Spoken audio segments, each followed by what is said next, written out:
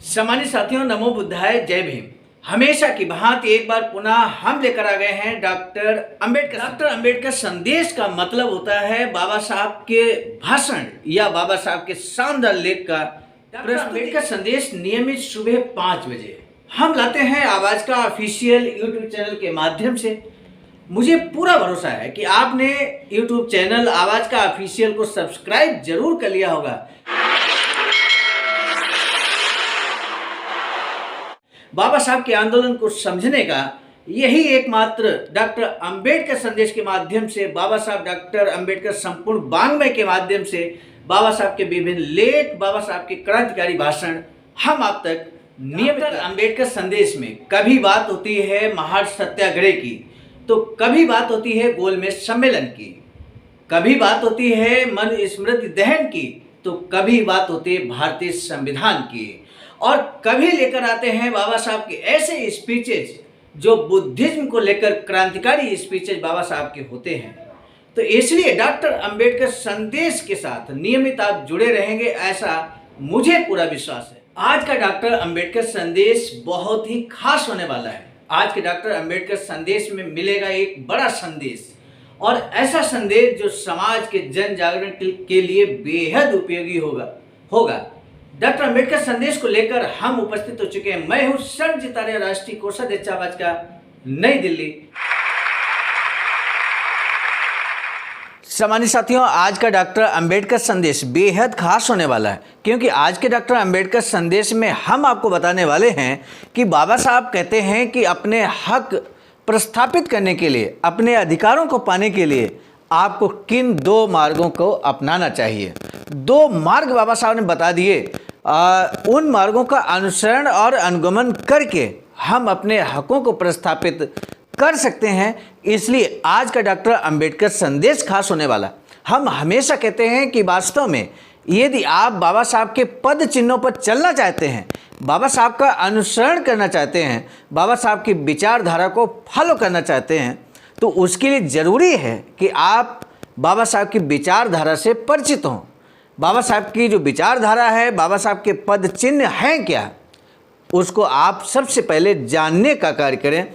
और हम आपको बता दें, डॉक्टर अंबेडकर संदेश बाबा साहब को जानने का, बाबा साहब की विचारधारा जानने का सबसे सटीक और सार्थक कदम है आवाज का। ये हम आपको अवगत कराना चाहते हैं। तो आइए देखते हैं आज का डॉक्टर अंबेडकर संदेश, जो कि प्रसारित किया जा रहा है स्थान Buddha Bodhisattva Ambedkar international centre, BBIC, Sarnath, Varanasi, राज्य उत्तर प्रदेश, देश भारत से। आज का जो विषय है, अपने हक प्रस्थापित करने के लिए हमले की नीति अपनाए बगैर कोई चारा नहीं है। इसके अलावा बहुत कुछ सीखने वाला है, समझने वाला है आज के डॉक्टर अंबेडकर संदेश में। इसलिए आपसे निवेदन है साथियों कि आज का डॉक्टर अंबेडकर संदेश अंत तक जरूर बात कीजिएगा, अंत तक जरूर सुनिएगा, यही आपसे निवेदन है। आज का डॉक्टर अंबेडकर संदेश जो कि हम लेकर आ चुके हैं, बाबा साहब डॉक्टर अंबेडकर संपूर्ण वाङ्मय, खंड 38, पेज नंबर, यहाँ प्रथम भाग के रूप में पेज नंबर 145 से 147 तक।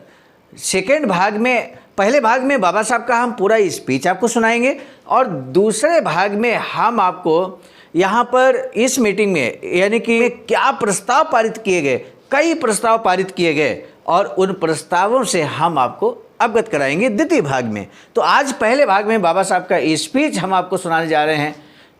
23 मार्च 1929, 23 मार्च 1929 को बेलगांव में दोपहर 4 बजे बेलगांव जिला बहिष्कृत वर्ग की सामाजिक परिषद आयोजित की गई थी। हम सीधे ले चलते हैं बाबा साहब के स्पीच की तरफ, क्योंकि बाबा साहब का अहम स्पीच है यहाँ पर, वो हम आपको बता देते हैं। सीधे हम आपको ले चलते हैं बाबा साहब के स्पीच की तरफ। बाबा साहब ने क्या कुछ भाषण दिया वो हम आपको यहाँ पर बताने वाले हैं। यहाँ लिखा है, प्रस्ताव पारित होने के बाद अस्पृश्य समाज के और नेता डॉक्टर अंबेडकर साहब अध्यक्ष के अनुरोध पर तथा वहाँ उपस्थित लोगों के आग्रह के अनुसार बोलने के लिए उठ खड़े हुए। उस वक्त तालियों की घनघोर गड़गड़ाहट हुई।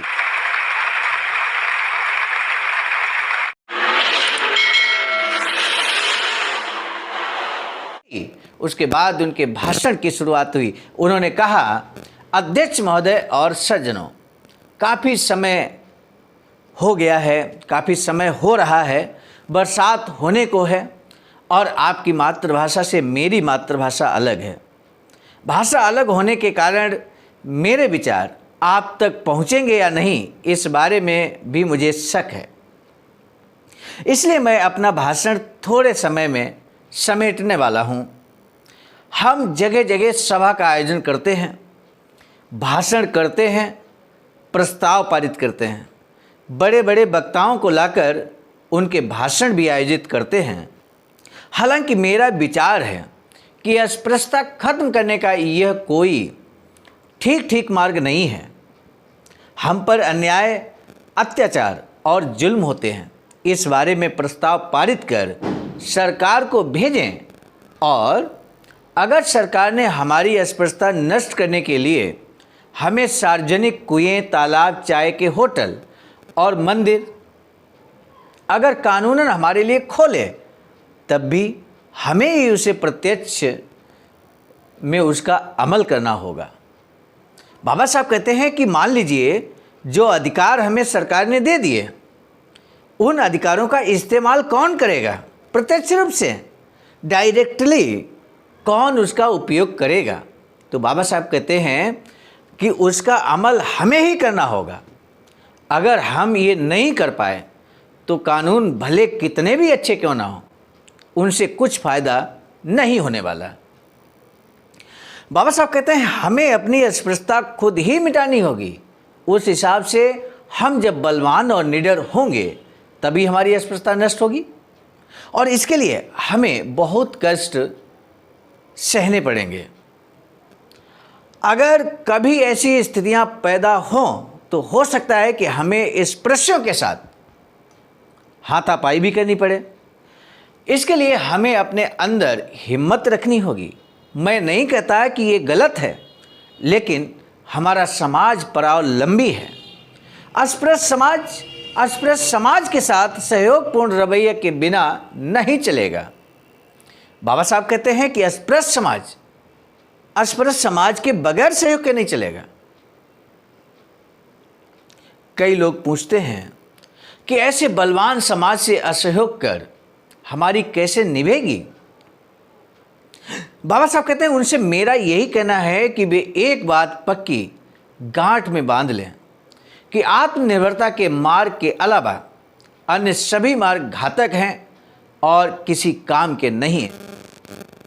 इसीलिए उन घातक मार्ग का अवलंब नहीं किया जाना चाहिए। अस्पृश्य समाज में पैदा हुआ व्यक्ति भले कितना भी काबिल क्यों ना हो, कितना भी विद्वान क्यों ना हो, कितना भी सर्वगुण संपन्न क्यों ना हो, उसके गुणों की केवल इस वजह से कद्र नहीं होती कि वह अस्पृश्य है। इसीलिए अपने हक प्रस्थापित करने के लिए हमले की नीति अपनानी होगी। इसे अपनाए बगैर कोई चारा नहीं है। धक्कम पेल की वर्तमान स्थिति में ऐसी नीति अपनाए बगैर और कोई उपाय नहीं है, बाबा साहब कहते हैं। आगे बाबा साहब कहते हैं कि अपने साथ होने वाले अन्याय से छुटकारा पाने का एक और महत्वपूर्ण तरीका है और वह है सरकारी सत्ता प्राप्त कर लेना, राजनीतिक सत्ता प्राप्त कर लेना। बाबा साहब कहते हैं हमें चतुर्वर्ण की सीमा के बाहर रहना पड़ता है, तब भी चतुर्वर्ण की सीमा को लांघकर अगर अंदर प्रवेश पाना हो तो हमारे पास राजनीतिक सत्ता होना जरूरी है। राजनीतिक सत्ता के बगैर हमारा समाज में हमारा जो वर्चस्व है वो हासिल नहीं हो सकता। फिलहाल महाराष्ट्र में केवल ब्राह्मणों का ही इतना अधिक वर्चस्व क्यों है? बाबा साहब कहते हैं इसकी और भी कई वजह हो सकती हैं, लेकिन हमें ये नहीं भूलना चाहिए कि उनके हाथ में शक्तिशाली राजनीतिक सत्ता है। शक्तिशाली राजनीतिक सत्ता है, इसे हमें नहीं भूलना चाहिए। सामान्य साथियों, इन कुछ पंक्तियों पर हमें विशेष ध्यान देना होगा। क्या आप मानते हैं कि वर्तमान में देश के अंदर जातिवाद नष्ट हो गया, समाप्त हो गया? क्या आप मानते हैं अस्पृश्यता समाप्त हो गई? क्या आप मानते हैं कि इस समय अस्पृश्य समाज अर्थात दलित समाज या बहुजन समाज पर अत्याचार अन्याय नहीं हो रहा? ये आपको यहां पर, अगर ऐसा आप मानते हैं कि अस्पृश्य समाज पर अन्याय अत्याचार नहीं होता, जातिवाद समाप्त हो गया, अस्पृश्यता समाप्त हो गई है, तो मैं समझता हूं कहीं ना कहीं आप किसी तरह के भ्रम में हैं। और इसलिए बाबा साहब के कथनानुसार ये जरूरी है कि भारत के अंदर, इस देश के अंदर राजनीतिक सत्ता आपको हासिल करनी होगी। यदि वास्तव में आप चाहते हैं कि अन्याय अत्याचार रुके ना हो आप पर, तो इसके राजनीतिक सत्ता बेहद जरूरी है। इस बात को बाबा साहब कहते हैं, हम कुछ नहीं कह रहे हैं। आप एक एक शब्द बाबा साहब का है। बाबा साहब एग्जाम्पल देते हैं कि आखिर आप देखिए ना, ब्राह्मणों के हाथों में यहां पर राजनीतिक सत्ता है, शक्तिशाली सत्ता है, और यही कारण है उन पर अत्याचार नहीं होता।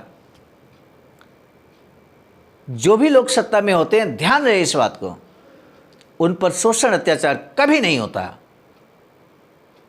और इसलिए यदि आप चाहते हैं कि आपके समाज पर शोषण अत्याचार ना हो, तो आपको राजनीतिक सत्ता निश्चित रूप से स्थापित करनी होगी। बात आती है राजनीतिक सत्ता की, तो इसके लिए हम सभी अपने विवेक से इस बात पर ध्यान दें कि आखिर वो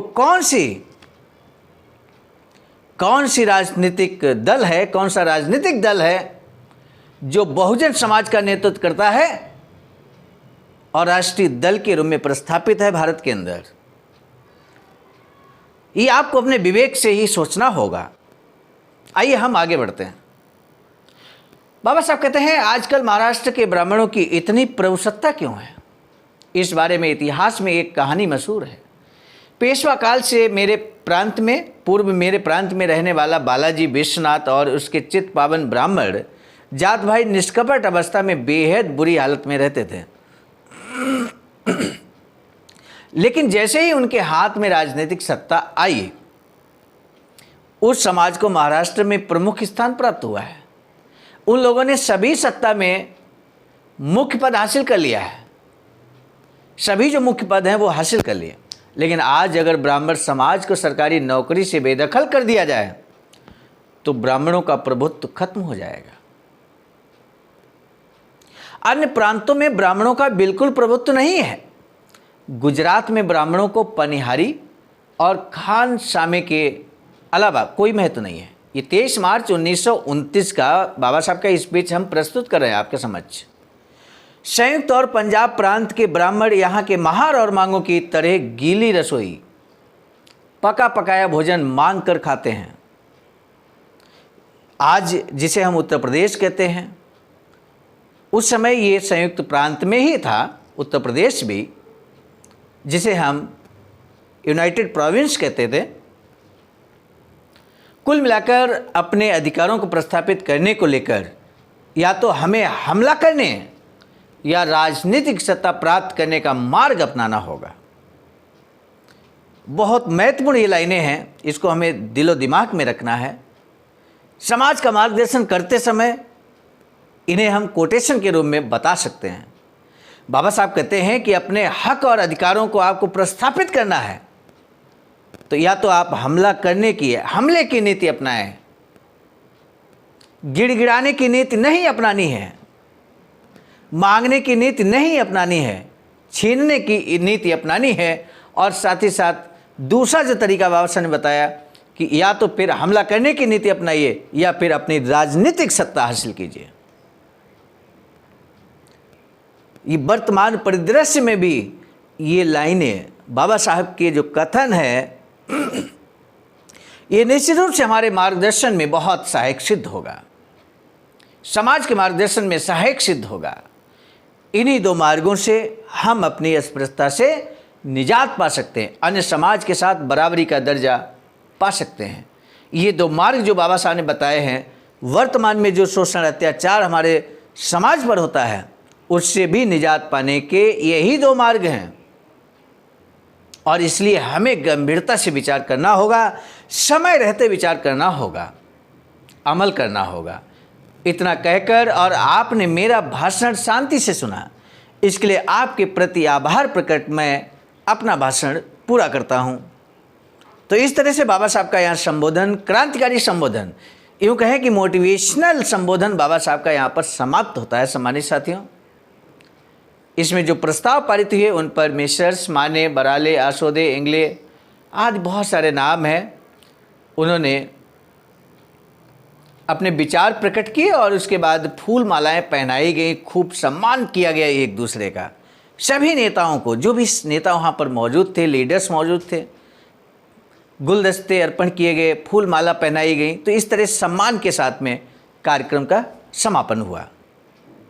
क्या कुछ प्रस्ताव यहाँ पारित किए गए, उन प्रस्तावों की चर्चा हम इसी विषय के अंतर्गत डॉक्टर अंबेडकर संदेश के द्वितीय भाग में कल जरूर आपको बताएंगे। कल का डॉक्टर अंबेडकर संदेश जरूर सुनिएगा। आज का डॉक्टर अंबेडकर संदेश आपने अंत तक सुना, इसके लिए आपका तहे दिल से साधुवाद। लेकिन एक महत्वपूर्ण बात बताकर हम आज के डॉक्टर अंबेडकर संदेश को समाप्त करना चाहेंगे। बाबा साहब की एक अधूरी इच्छा वैचारिक सेंटर की है। बाबा साहब चाहते थे कि बुद्धिजीवियों को बैठने का एक स्थान ऐसा हो पूरे देश में।